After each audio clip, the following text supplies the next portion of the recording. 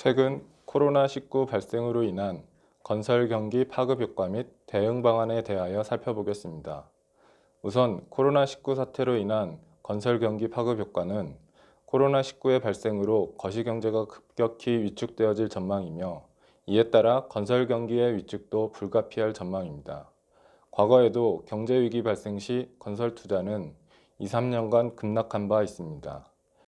외환위기 직후인 1998년과 1999년의 건설 투자는 각각 전년 대비 13.2%, 3.3% 감소하였으며 특히 민간 비중이 높은 건물 건설 투자는 18.2%, 12.8% 각각 감소하였습니다.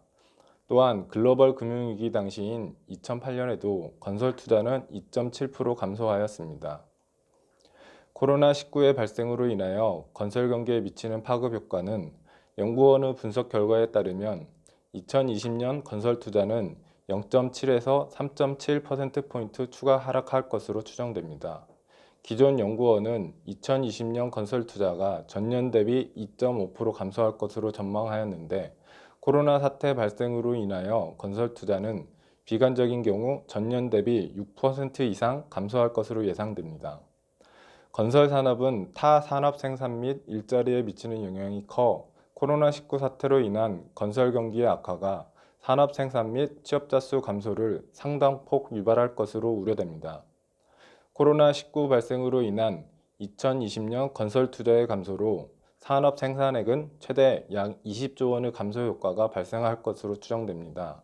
또한 취업자 수는 최대 11만 명 정도의 감소 효과가 발생할 것으로 추정됩니다. 이러한 코로나19 발생으로 인한 위기 극복을 위한 건설 투자의 확대 방안에 대해 살펴보겠습니다. 인프라 투자를 통해 경제활동 위축의 부작용을 최소화하면서 코로나19 사태 진정 이후 실물 경제 회복을 위한 대책의 마련이 필요합니다. 이러한 차원에서 긴급 재난지원금의 재원 확보를 위한 SOC 예산의 축소를 검토하는 것은 바람직하지 않습니다. 건설 투자는 재정 투자의 승수 효과 및 노동소득 분배율이 가장 높아 코로나19 사태의 영향을 극복하는 데 있어 효과적인 정책 수단입니다. 2014년 국회 예산정책처의 분석 결과는 SOC 분야의 고용 승수는 타 부분 대비 가장 큰 것으로 분석됩니다. 또한 2018년 연구원의 산업별 노동소득 분배율 결과는 건설업의 노동소득 분배율이 여타 산업 대비 가장 높은 것으로 나타나 경제활동 위축으로 인한 가계소득 감소의 대처에 있어 효과적인 투자 수단으로 나타났습니다.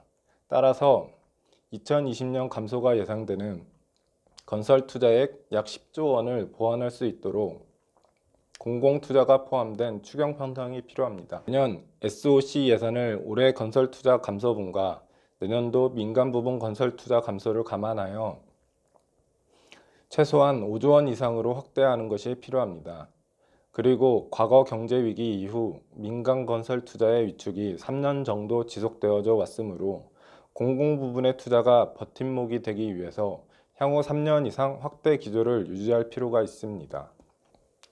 건설 투자를 확대하기 위한 과제로는 먼저 보건소 등 1차 지역 의료기관 및 시설물 확충이 필요하며 지역 의료 시스템 붕괴 가능성에 대비한 이동형 병원, 대규모 난민 발생에 대비한 이동형 주택 등 의료 재난 대응 인프라 확충이 필요합니다.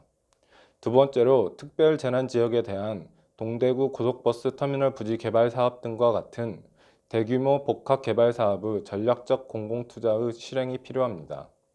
세 번째로는 예타 면제 사업, 생활 SOC 복합화 사업 등 기존 인프라 정책 사업의 조속한 추진이 요구됩니다.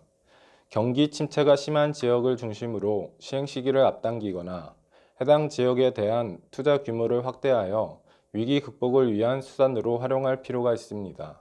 한편 중장기적 관점에서 스마트 시티 사업과 같은 미래에 대비한 전략적 투자를 강화해야 합니다. 또한 지역 및 국민 경제적 파급 효과가 큰 빅 프로젝트를 발굴하고 실행을 검토해야 합니다. 건설 투자 활성화를 위한 주요 정책 과제로는 예비타당성 조사 대상 사업 범위의 상향 및 조사기간 수의 확대를 등을 통해 예비타당성 조사 기간을 단축하여 적기 투자를 도모하는 것이 필요합니다.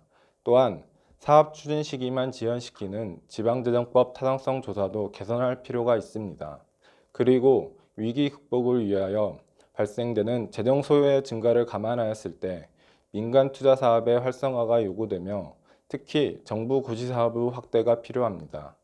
또한 노후 인프라 개선 사업을 민간 투자 사업으로 추진할 수 있도록 제도적 기반을 마련할 필요가 있습니다. 마지막으로 민간 자본에 의한 대규모 개발 사업 GBC와 같은 사업의 효율적 추진 및 도시재생 사업의 민간 참여 활성화를 통해 민간 자본을 적극적으로 활용할 필요가 있습니다.